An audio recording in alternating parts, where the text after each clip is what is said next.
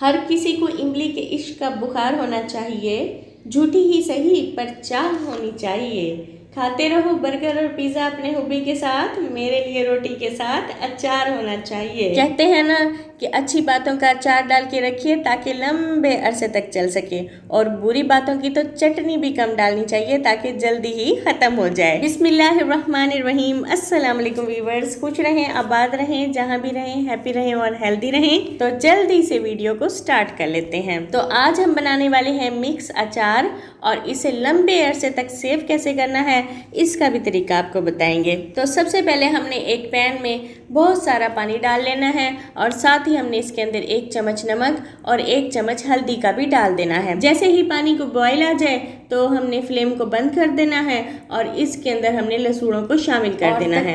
तकरीबन 5 मिनट के लिए हमने इसे गर्म पानी के अंदर डिबोकर ही रखना है। इसके बाद हम इसे किसी साफ कपड़े पर बिछा लेंगे, और इसकी जो कैप्स हैं इसे हम रिमूव करते जाएंगे। पानी में हमने नमक और हल्दी को इसलिए डालकर बॉईल किया है कि लसूड़े जो हैं वो काफ़ी अरसे तक काले नहीं होंगे, और अगर हम साल के बाद भी इसका अचार उठाकर खाएं तो ये ऐसे लगेगा कि अभी हमने इसका अचार डाला है। क्या आपने कभी लसूड़े का दरख्त देखा है? इसका दरख्त जो होता है बहुत ज़्यादा लेसदार होता है, और जैसे ही ये येलो कलर के हो जाते हैं तो बहुत सारे लोग इनको फलों की तरह भी खाते हैं, और खुश्क लसूड़ों को लोग दवाई के तौर पर भी यूज़ करते हैं।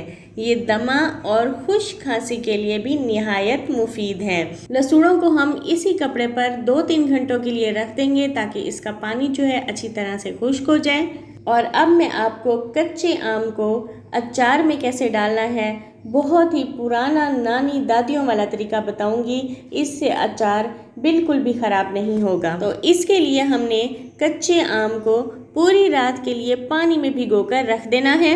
इस तरह से क्यों करना है इतना ज़्यादा तो मुझे भी नहीं पता, लेकिन हमारे जो बड़े हैं वो सदियों से इसी तरीके से अचार डालते आ रहे हैं, और उनका कहना यही है कि इस तरह करने से अचार ख़राब नहीं होता और ना ही इसका रंग काला होता है। कोई कितना भी खुद को रोक ले, लेकिन जब इमली सामने हो ना तो ये मुमकिन ही नहीं रहता कि इसे खाया ना जाए। आम एक ऐसा फल है जब इसे खाने बैठें तो ये तादाद में कसीर मिकदार में ही क्यों ना हो तो इसे खाते ही जाते हैं, लेकिन 2 चीज़ें जो हैं हाथ से निकल जाती हैं, एक वक्त और एक आम की गुठली। चुनाचे इसी खासियत की बिना पर ही इसे फलों का बादशाह भी कहा जाता है, और ये इसे कहना कोई गलत भी ना होगा। इस लजीज फल के बेशुमार फ़वाइद हैं और बेशुमार इकसाम भी हैं। अगर फलों का भी डॉक्टर होता तो सबसे पहले हम लंगड़े आम का इलाज करवाते।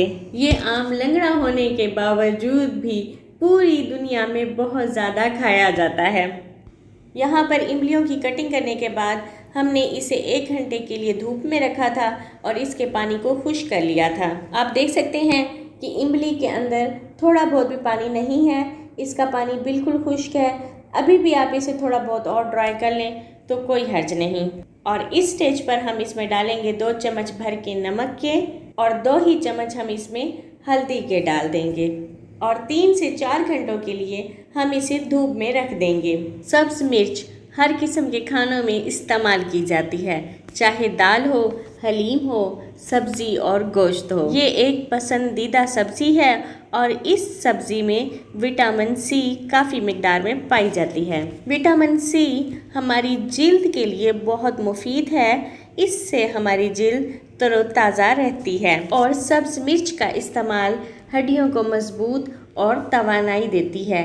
ये चेहरे की झुर्रियों का भी खात्मा करती है। सब्ज़ मिर्च को खांसी में खाना बहुत मुफीद है, और सब्ज़ मिर्च का इस्तेमाल अगर हैज़ा हो जाने की सूरत में किया जाए तो बहुत ज़्यादा फ़ायदा होगा। यहाँ पर मैंने सब्ज़ मिर्चों के दरमियान में कट लगाया है और 3 से 4 चम्मच नमक के भर के डाल दिए हैं। नमक ऐड करने के बाद हम इसमें 2-3 चम्मच हल्दी के भी डाल देंगे, और इसे भी हम 2-3 घंटों के लिए धूप में रख देंगे ताकि ये अपना पानी छोड़ जाएं। ये देखें, जो लसूड़े हमने खुश्क होने के लिए रखे थे इनका पानी खुश्क हो चुका है, और खुश्क होने के बाद हर लसूड़े की कंडीशन ऐसी होनी चाहिए कि इसमें झुर्रियाँ होनी चाहिए, और इसी स्टेज पर हम इसमें भरकर 2 चम्मच नमक के शामिल करेंगे और 2 ही चम्मच हम इसमें हल्दी के भी डाल देंगे। 1 चम्मच हमने इसमें भरकर मेथी दाने का डाला है और 1 ही चम्मच हमने इसमें भर के कलवंजी का डाला है। इन तमाम मिसालों को अच्छी तरह से मिक्स करेंगे और इन्हें उठाकर साइड पे रख लेंगे। अब आपको साथ में ये भी चेक करवाते हैं कि जिन इमलियों के ऊपर हमने नमक और हल्दी लगाई थी और इसे धूप में रखा था, ये देखें इसके अंदर से कितना ज़्यादा पानी निकला है। और ये वाला पानी जो है हमने अचार के अंदर शामिल नहीं करना। ये देखें इसी तरह से सब्ज़ मिर्चों को भी अच्छी तरह से हिला लेंगे और इसे भी हम इमलियों के अंदर शामिल कर देंगे। इसे भी हमने थोड़ी देर के लिए धूप में रखा था और इसके अंदर से भी पानी निकल आया है। ये देखें आप चेक कर सकते हैं। सब्ज़ मिर्च और इमली को अच्छी तरह से मिक्स कर लेंगे।